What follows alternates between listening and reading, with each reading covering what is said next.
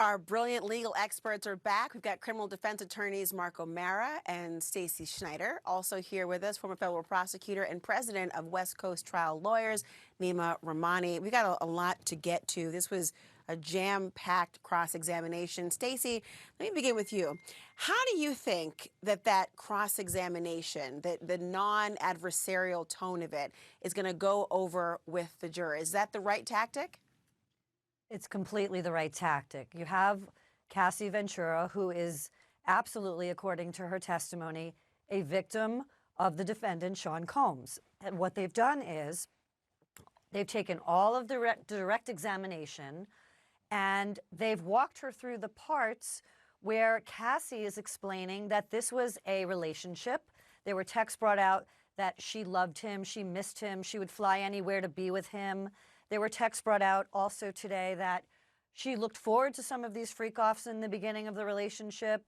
There was a really crucial text brought out about that videotaped hotel freak-off from 2016 that we've seen all the time, and the jury has seen at least 5 times so far, of him assaulting her in the hotel hallway, where she had said to him on that same day, we can have fun. I hope you don't think I don't want to do this.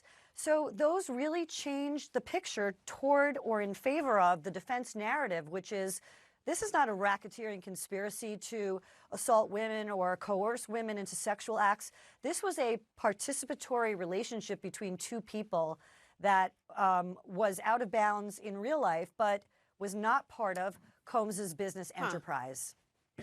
Well, Nima, on that point, you know, certainly we're only, day or 4, I think, into the trial. The jury is going to have to hear a lot more. And we knew from the prosecution's opening that it will be not necessarily chronological and they'll get a lot of different information.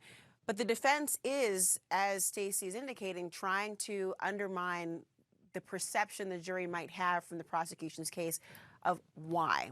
And the defense showed messages from, and talking about the case about the drug use and withdrawal that may have fueled violent outbursts from Combs.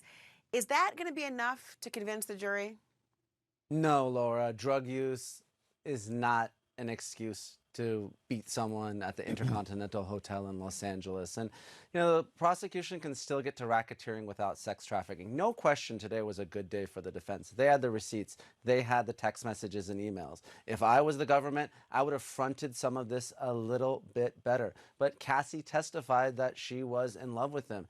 And can any human being reasonably engage in sex where they're urinated on, sex when they're menstruating, on their UTI, take so many drugs that they throw up? I think the jurors are going to see past this. And the government's going to come back on redirect, and they're going to have experts that are going to talk about the psychology of an abuse victim. Now, the defense did score some points today. The fact that Combs had sex with other women while Cassie watched, that does support the swingers lifestyle argument. The fact that Cassie took drugs outside of the freak-offs voluntarily, she experimented at Burning Man, certainly that helps the defense. But I think they need to go a lot farther than they did today. And frankly, I expected more. I expected a Camille Vasquez, Amber Heard type day today. I think this was going to be the biggest day of the trial, and I was pretty underwhelmed. Mark, how did you feel about it? I mean, the tone, the nature of the cross-examination, putting some of these messages on about how she hesitated, though, later to take part in the freak-offs at times. What did you get from this? I think the tone was the best that they could do. She used a scalpel instead of an axe or anything else. We all have those tools available to us, and she had to do it in a way that acknowledges she's a victim, because the jury believes that already. That video is going to stick in their minds. But again, I thought they did a great job of doing it very nicely, very calmly. You know, the camaraderie they almost had, the discourse that they had, comes across very well, and they was able to use that scalpel to make some of those points they had to, that this was not coercive. It was consensual for the most part. And even though there was some violence, they've thrown in this idea that violence may come from his drug addiction. And though we don't like drugs and we don't like drug addictions, we like it better than that truly volitional act of violence. So I thought they did a very good job today with what they had to get to through this witness. She is really the star witness for this case? I mean, there will be others. She is but one of the victims who were named. The other person is pseudonymed as well. We can't forget about that person. And of course, there are 5 felony counts, including racketeering.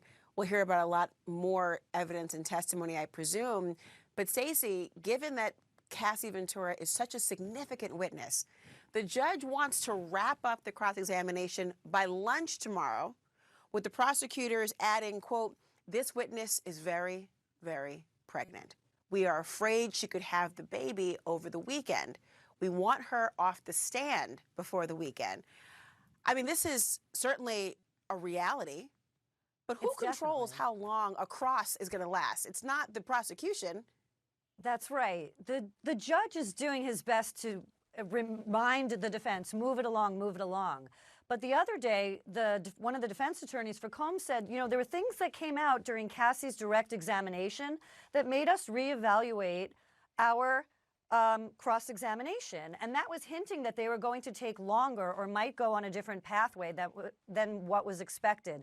And certainly a defendant is allowed to present his defense in court. The judge can't really rush them through the testimony if they need to cross-examine her more than they had intended in the beginning of this plan to get her off the stand by the end of Friday. It doesn't look like it's going to happen. The attorneys have signaled it's probably not going to happen. They expect to go into the following week. This is a very long cross-examination, but the prosecution took such a long time in their direct examination going over minutia and details of these freak-offs that I'm not even sure were necessary to make the point. Once they got out that the violence was done. Yeah. On that point, sorry, Stacey, do you think that the pacing or the minutia and the detail was important? I do, and you know, I'm a former prosecutor, victims' rights lawyer, but I gotta agree with Stacey. I mean, Combs's life is on the line, so you know, I understand Judge Subramanian wants to move this along, but you have to give the defense their fair shot. And really, I don't think they've gotten to a lot of their key points. We went through all the documents today, but they're really scratching the surface of the jealousy, some of the other relationships, Kid Cudi, Michael B. Jordan. We got into a little bit of the drug use today. They're trying to connect that and somehow explain away the 2016 beating. I don't think they can do it, but I think they're really just getting started, and that's not even counting for redirect. I don't think we're going to get done tomorrow, and I don't think the judge can do much to make it happen by tomorrow. And we already saw in one of the instances, they allowed the defense to recross after a redirect at one point in time. And remember, racketeering carries a possible life sentence. Very serious. Everyone stand by. We've got so much more to get to tonight